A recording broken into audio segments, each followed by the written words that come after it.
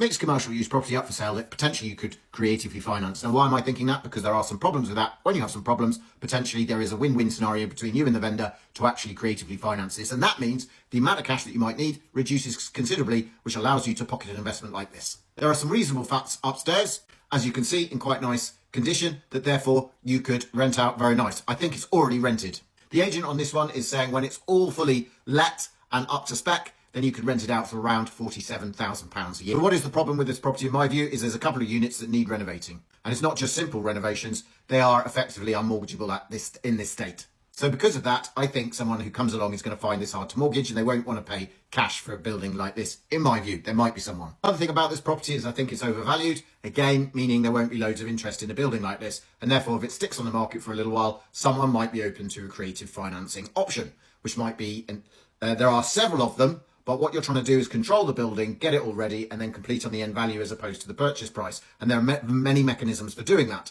Now, we hope that we can increase the rent to 47,000, maybe a little bit more, and therefore at a 10% yield, is that going to be worth 470? So you can see that's why, in my view, that is overvalued. Now, you're going to have to then negotiate with that or potentially work with the vendor to be able to do this over a period of time to generate the cash to actually utilise as a deposit. Now, if you want to know more about these kind of techniques, then come to my commercial finance, creative finance events in London with my broker at a bank, so you can understand a bank who are happy to do it, the techniques to do it, so you can go away and be like a top 1% property investor and do deals like this without requiring hundreds of thousands of pounds as deposits and stamp duty, etc., etc., etc. So don't forget to give me a follow for more interesting property stories and deals analysis that you can then accelerate your property career in.